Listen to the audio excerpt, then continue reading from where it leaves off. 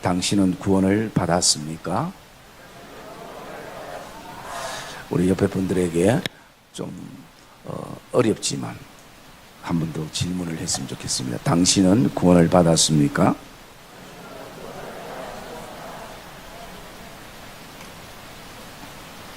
여러분들이 잘 알고 있는 서울의 사랑의 교회 고 옥하는 목사님은 평생 그분이 목회할 때에 제자 훈련에 전념했습니다. 그래서 한 사람이라도 하나님의 제자로 세우기 위해서 밤낮 성도들을 양육하고 홀로서기 만드는 그런 시간들을 보냈습니다. 그리고 그와 함께 동역했던 최홍준 목사님이라고 계십니다. 그분은 평생 옥 목사님과 제자훈련에 동역하기로 마음을 먹고 20년 가까운 세월을 제자훈련에 옥 목사님과 전념했습니다.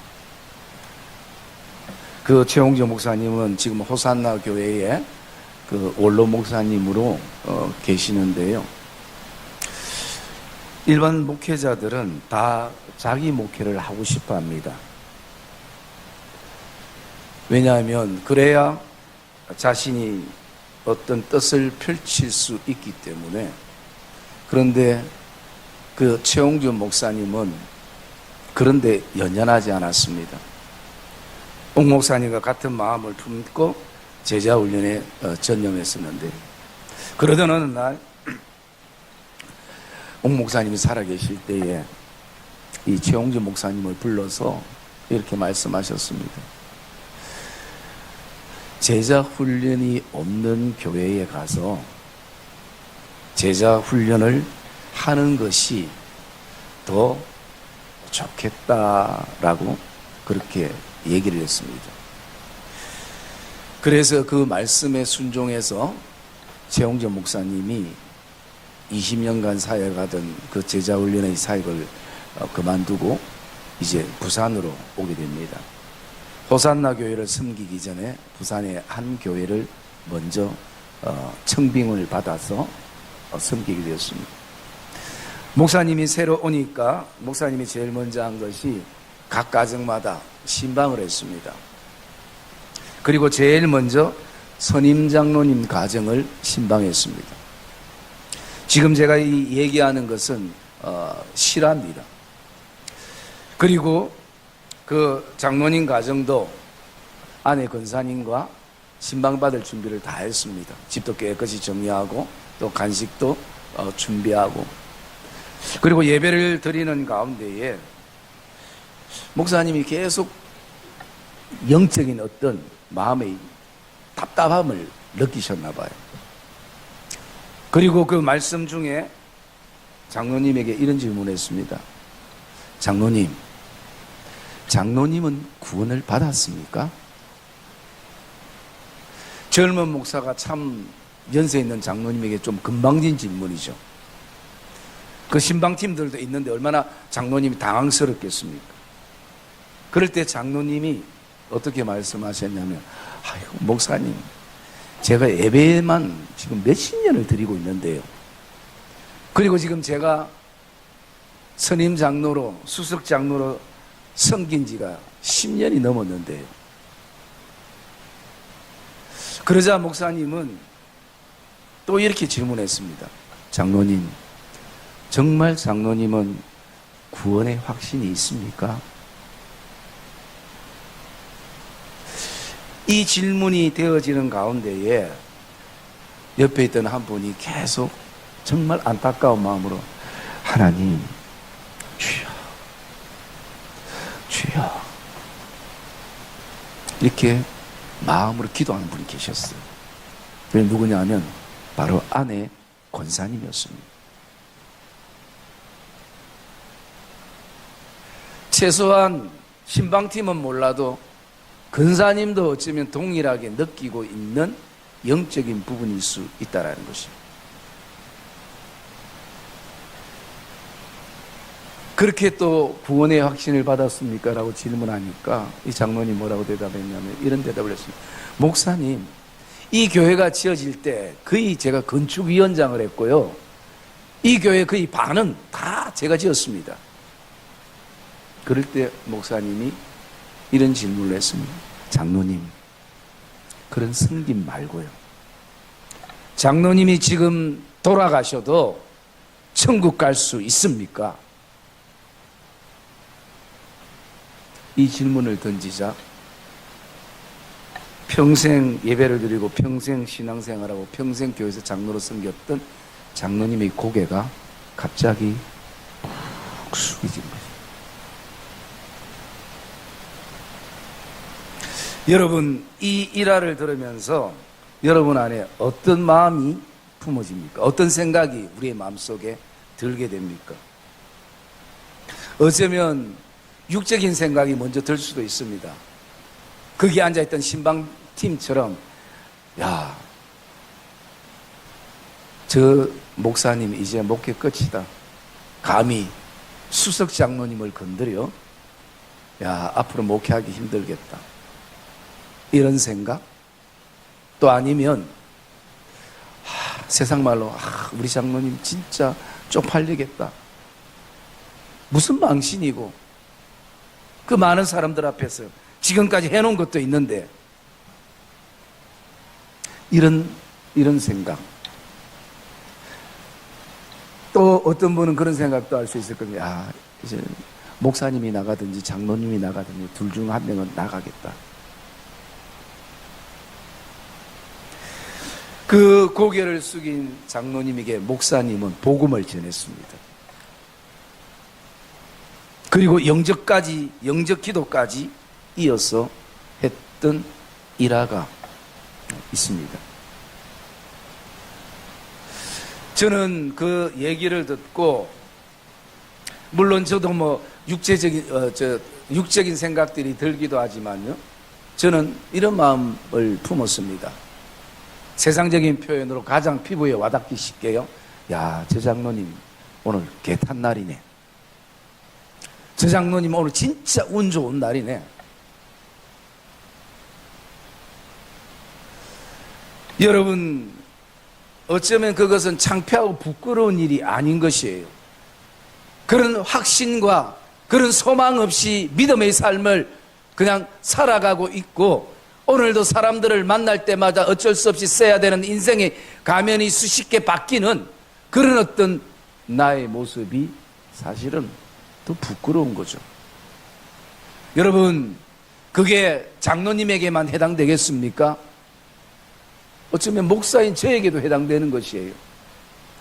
여러분, 구원의 확신 없이 구원을 지식적으로 가르칠 수 있습니다. 그리고 또 나가서 목회하고 성도를 섬길 수 있습니다. 직업적으로 그렇게 일할 수 있습니다. 여러분은 어떻습니까? 우리 교회가 지금 50년을 향해 가는데 어쩌면 이 질문을 하는 저도 이상할 수 있고 이 질문을 받는 성도들도 이상할 수 있습니다. 그런데 반드시 짚고 넘어가야 될 내용인 것이. 여러분, 죽음은 오늘 되어질지 내일 되어질지 우리는 아무도 모릅니다. 저는 지금까지 이런 경우를 굉장히 많이 봤습니다. 병원에서 사형 선고를 받아가지고 당신은 이제 한 달밖에 살 수 없습니다.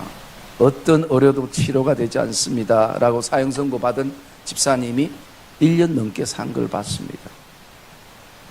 그리고 그 1년 넘게 살아가는 과정 속에서 건강한 집사님이 먼저 돌아가시는 것도 저는 봤습니다.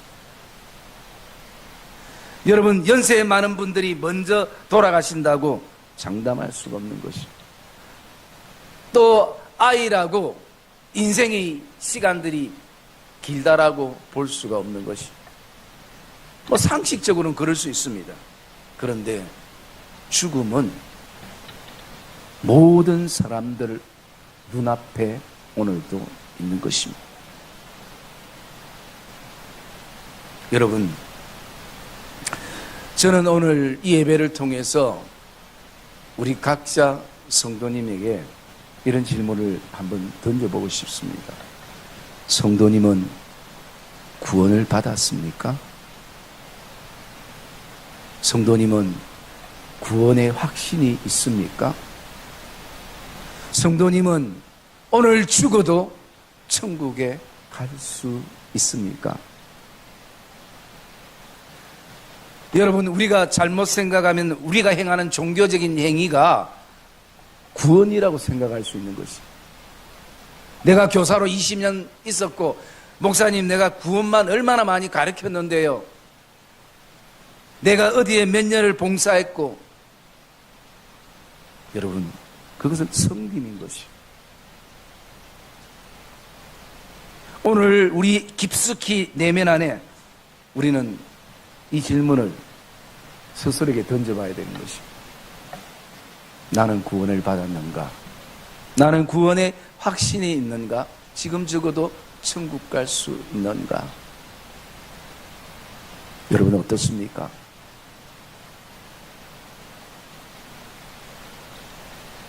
여러분, 이 구원의 확신은 옆에 사람이 나에게 말해줘서 아는 것이 아닌 것이. 당신 섬기는 거 보니까 구원받은 사람 같네. 여러분, 우리가 하나님 앞에 홀로 서서 나를 보아야 하는 것입니다. 우리가 잘 아는 전도책자 사형리에는 이렇게 4가지로 요약해서 말씀하고 있습니다. 첫 번째가요, 하나님은 당신을 사랑하고 당신을 향한 놀라운 계획이 있습니다. 그리고 또 두 번째로는, 그러나 우리가 그 사랑과 계획을 모르는 것은 당신은 죄인이기 때문입니다. 그리고 세 번째는, 우리가 감당할 수 없는 죄를 위해서 예수님께서 이 땅에 오셔서 십자가의 사건으로 우리를 구속해 주시고 대속해 주셨습니다. 그리고 네 번째로는 어떤 것인 줄 압니까? 네 번째로는 이 진리를, 이 주님을 구세주로 믿는 사람은 영생의 복을 누리게 됩니다. 여러분 다 아는 내용이지 않습니까?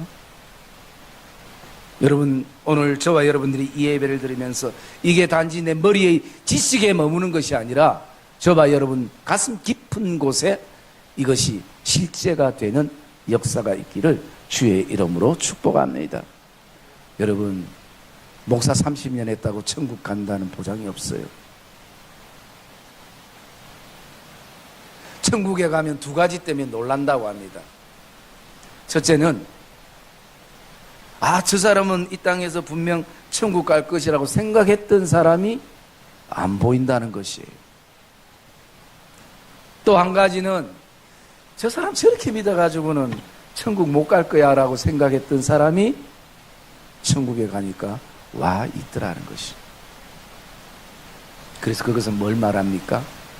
아무도 모른다는 것이. 자기 자신만이 알 수 있다는 것이. 여러분, 오늘 베드로 선생님이 우리에게 지금 가장, 베드로 선생님이 이 편지를 쓸 때 성도들이 가장 큰 핍박과 환난과 그리고 삶의 고통과 아픔 속에, 고난 속에 있을 때에 이 베드로전서 1장에 먼저 우리에게 뭘 얘기하고 있는가? 우리가 구원받은 백성이라는 것을 다시 돌아보고 그것을 생각해 보라라는 것입니다. 어쩌면 이 사실을 다시 한번 확인하고 점검할 때에 오늘도 인생의 그 고난과 고통과 아픔을 이길 수 있는 힘을 여기서부터 공급받을 수 있기 때문인 것입니다.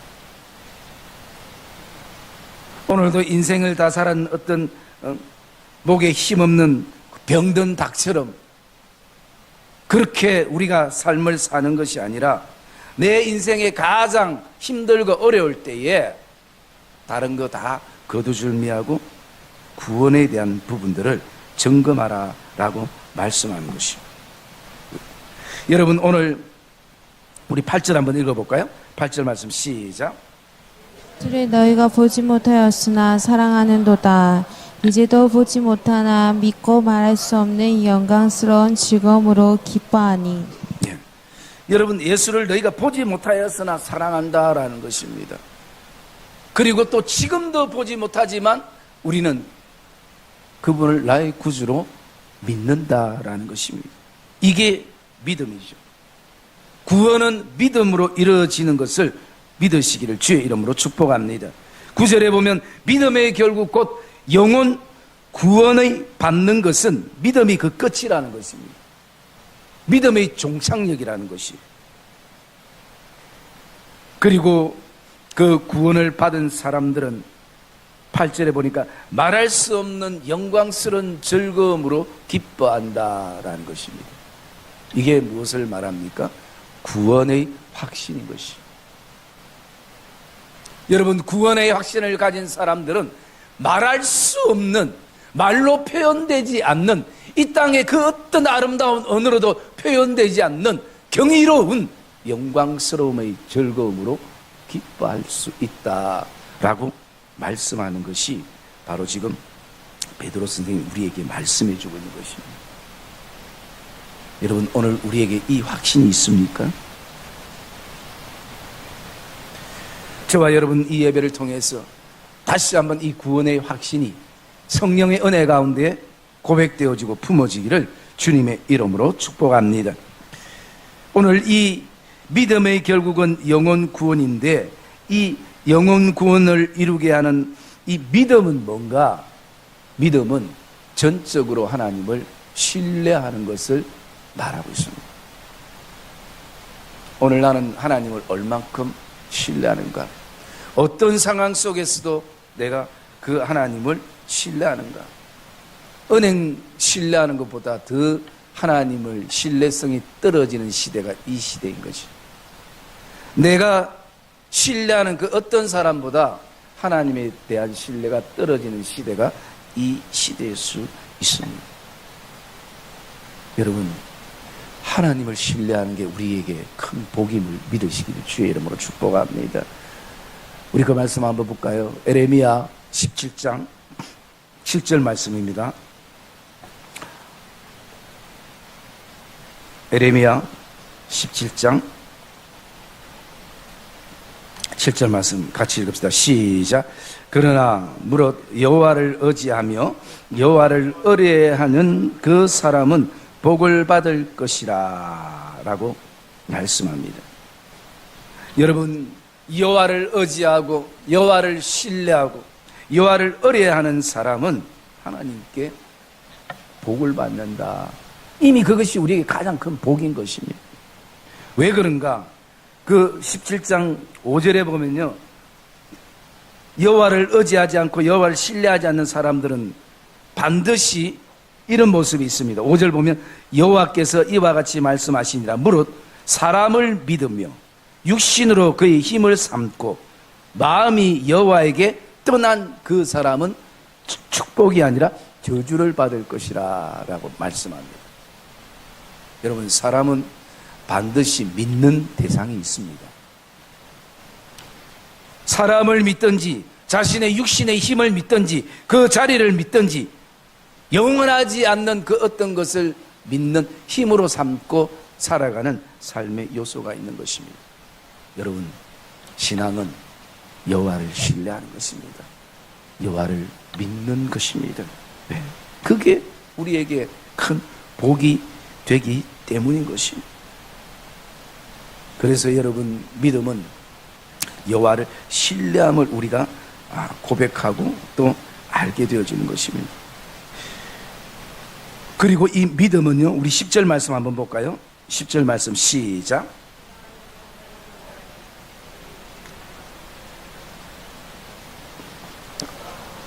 잠깐만요. 본문으로 돌아가야죠. 자, 베드로전서 1장 10절 말씀 같이 읽읍시다. 이 구원에 대하여는 너에게 임할 은혜를 예언하던 선지자들이 연구하고 부지런히 살펴서 네. 여러분, 이 구원에 대해서는 너희에게 임한 은혜라라고 말씀합니다. 이 얘기는 구원은 우리의 선으로 가는 것이 아니라 하나님의 은혜임을 지금 베드로는 말씀을 하고 있는 것입니다. 여러분, 그래서 이 구원이라는 단어는 건져내다라는 의미인 것입니다. 물에 빠져 죽어가는 그들을 건져내고 죄에 빠져 죽었던 우리를 건져내고, 그래서 에베소서에 보면 너희가 죄와 허물로 이미 죽었던, 여러분, 우리는 죄로 죽을 수밖에 없는이 아니라 이미 죽었던 자들인 것입니다. 그 죽었던 자들을 이 땅에 예수 그리스도께서 오셔서 마태복음 1장 21절의 그 고백처럼 자기 백성을 그의 죄에서 구원할 자라라고 말씀하시면서 우리를 구원해 주시는 그것이 우리에게는 은혜라고 우리는 표현하는 것입니다. 그래서 여러분, 우리가 믿음의 삶을 살 때 아무리 해석하려고 해도 해석할 수 없는 한 가지가 있다면 그게 하나님의 은혜입니다. 공식도 없습니다. 아무리 찾아도 답이 없습니다. 그저 우리가 고백할 수 있는 것은 하늘을 두루마리 삼고 바다를 먹물 삼아라도 그 크신 하나님의 은혜를 다 기록할 수 없네. 여러분, 이게 오늘 우리에게 베풀어준 하나님의 은혜라는 것을 말씀해 주고 있는 것입니다. 그래서 은혜는 우리를 구원에 이르게 하는데요, 이 구원은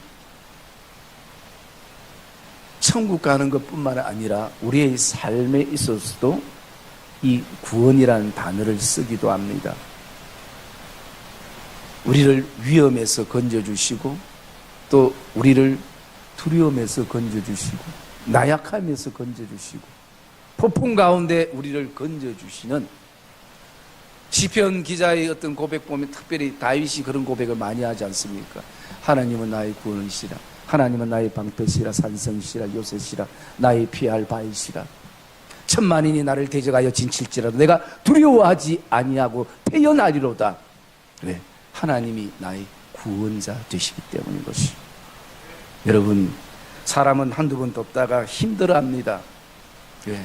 내 인생의 집도 지금 감당하기 힘든데 그런 어떤 마음들이 있는 것입니다. 그러나 하나님은 끊임없이 우리의 삶에서 건져주시고, 그뿐만 아니라 구속의 은혜가 우리에게 있는 것입니다. 그것은 예수 그리스도의 십자가의 은혜를 통해서 우리를 구원해 주신, 영생케 하신 그 은혜를 우리는 구속의 은혜라고 우리가 말씀하고 있는 것입니다. 여러분, 저는 오늘 부탁드리고 싶은 것은 우리의 삶에 구원의 은혜도 필요하지만 근본적인 구속의 은혜에 대한 체험이 되어지고 고백이 말씀 가운데 되어지기를 주님의 이름으로 축복합니다. 그것이 우리에게 필요한 것입니다. 그러면 오늘 우리의 삶 속에서 정말 이것을 간과할 수 없는 이 내용들을 우리가 어떻게 하나님 안에서 우리가 정리할 수 있는가? 그것은요, 먼저 우리가 하나님 앞에 서야 되는 것입니다. 모든 내 삶의 신앙의 가지들을 다 치고 내 진짜 몸뚱이 무엇인가, 우리가 하나님 앞에 그렇게 나가야 한다는 것입니다. 그 의미로서 우리가 10절 말씀 한번 읽어볼까요? 베드로전서 1장 10절 말씀 시작. 이 구원에 대하여는 너에게 임할 은혜를 예언하던 선지자들이 연구하고 부지런히 살펴서.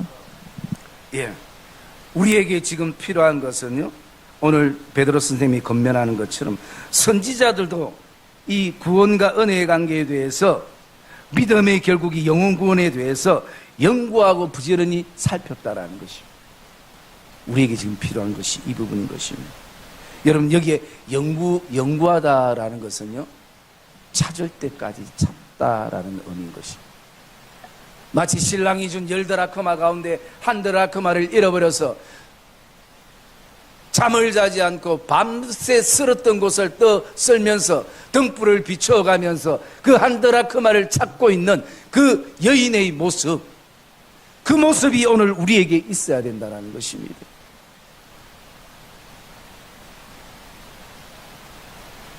여러분, 저와 여러분들이 삶에 필요한 물건을 어디에 뒀는지 모를 때에 그게 가치가 있으면 있을수록 어떻습니까? 밤새 찾잖아요. 왜? 가치 때문에. 돈으로 환산되지 않는 가치 때문에.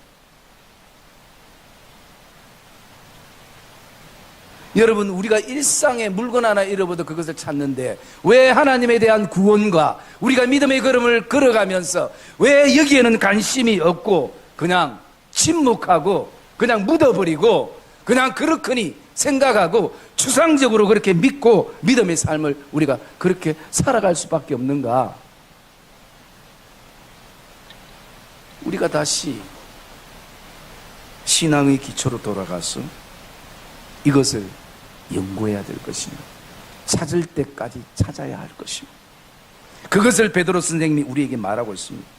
그래서 부지런히 살피는 거지. 여러분, 저는 여러분들이 식물을 이렇게 키우면서 식물이 잘 성장하고 생명이 있게 자라기 위해서는요, 아마 정말 누구보다도 부지런히 살필 것입니다. 어떠는지. 여러분, 자녀를 양육하고 키울 때도 우리가 어떻게 해요? 자녀의 일투족을 안 보는 것처럼 하지만 다 보면서 부지런히 살핍니다. 우리 자녀가 어디가 아픈지, 또 마음의 상태가 어떠한지 끊임없이 우리의 시선과 마음은 거기에 가 있습니다.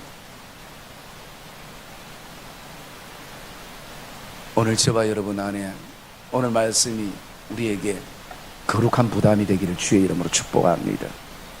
그래야 제대로 우리가 믿고 제대로 신앙생활을 우리가 하고 정말 말할 수 없는 영광스러운 즐거움의 기쁨을 우리가 노래할 수 있기 때문입니다.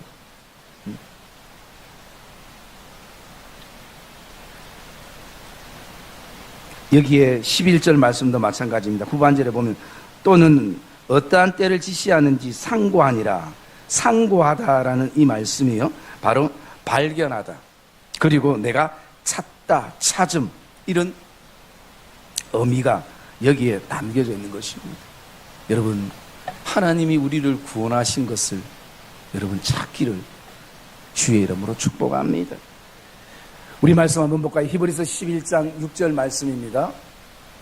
히브리서 11장 6절 말씀 같이 읽겠습니다. 시작.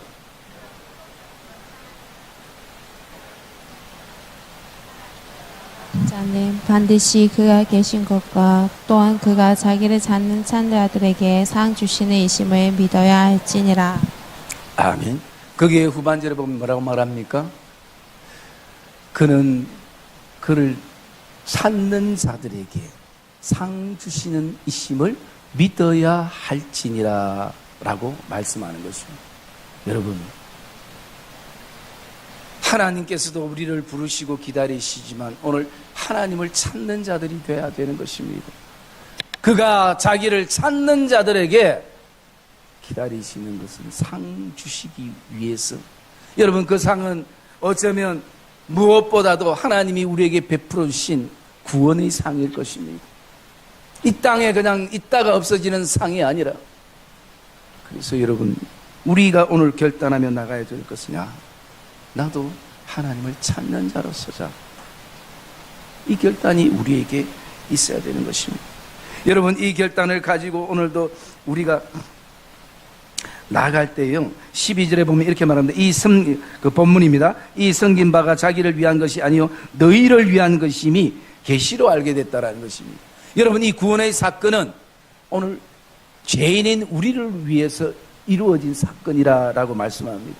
여러분 여기 계시가 무엇인지 아십니까? 아시겠지만 계시는요 덮여있던 뚜껑을 열다라는 것입니다. 포장지를 떴다라는 말입니다.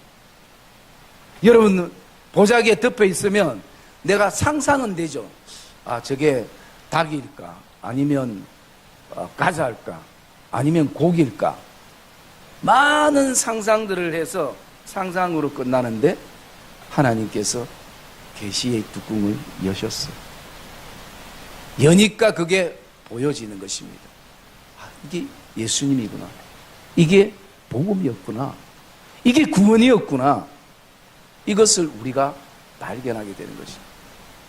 여러분 오늘도 계시의 뚜껑을 여는 은혜가 있기를 주의 이름으로 축복합니다. 그래야 바로 볼 수 있는 것입니다. 오늘 말씀 가운데 보면 이렇게 할 수 있도록 성령께서 우리를 도우신다라고 말씀합니다. 복음을 알 수 있는 것은 내 힘으로만 아니라 오늘도 12절에 있는 것처럼 성령을 힘입어 그 복음이 뭔지를 우리가 보게 되고 알게 되는 것입니다. 우리가 로마서 16장 우리 말씀 한번 봅시다. 25절 말씀, 로마서 16장 25절 말씀.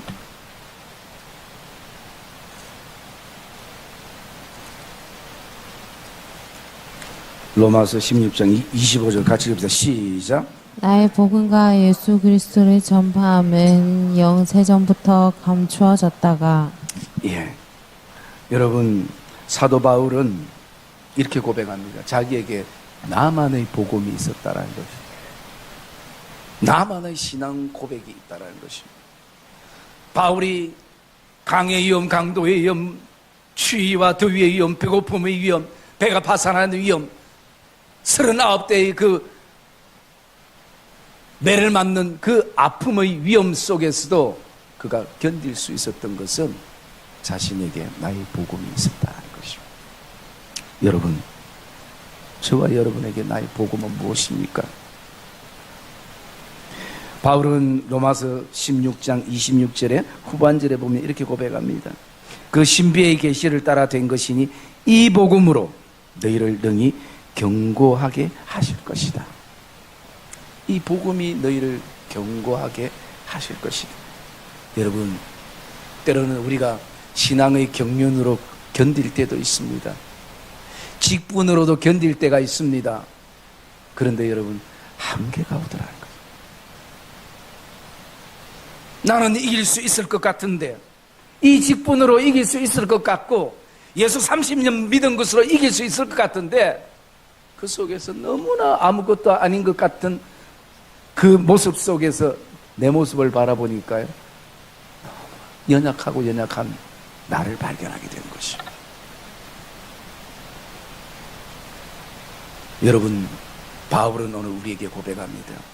내가 견딜 수 있었던 것은 고린도후서 1장에 있는 것처럼 내가 수많은 위험 속에서 내 스스로 사형 선고를 내릴 그 고통과 아픔 속에 있어서 그것도 내가 견딜 수 있었던 것은 내 선교의 경험이나 목회의 경험이나 내가 오늘도 행했던 이적과 능력이 아니라 이 복음, 나의 복음, 변하지 않는 이 복음의 힘을 통해서 내가 견뎠다라고 말씀하면서 너희도 이 복음으로 말미암아 능히 경고케 될 것이다 라고 말씀하는 것입니다. 여러분, 로마서 1장 17절에 있는 것처럼 이 복음을 내가 부끄러워하지 않으니 이 복음은 모든 믿는 자에게 구원을 주시는 하나님의 능력이 됨이라 라고 말씀합니다. 복음은 능력인 것입니다. 사랑의 믿음의 성도님들, 오늘도 저와 여러분 안에 주님이 기다리고 계십니다. 참 우리만 오래 기다린 것이 아니라 주님이 참 오래 기다리고 계시는 것입니다. 다시 한번 복음 앞에 서기를 주의 이름으로 축복합니다. 그 속에 우리가 다시 한번 구원의 확신과 영생의 확신과 하늘의 소망이 저와 여러분 안에 품어지는 복된 이 시간 되시기를 주의 이름으로 축복합니다.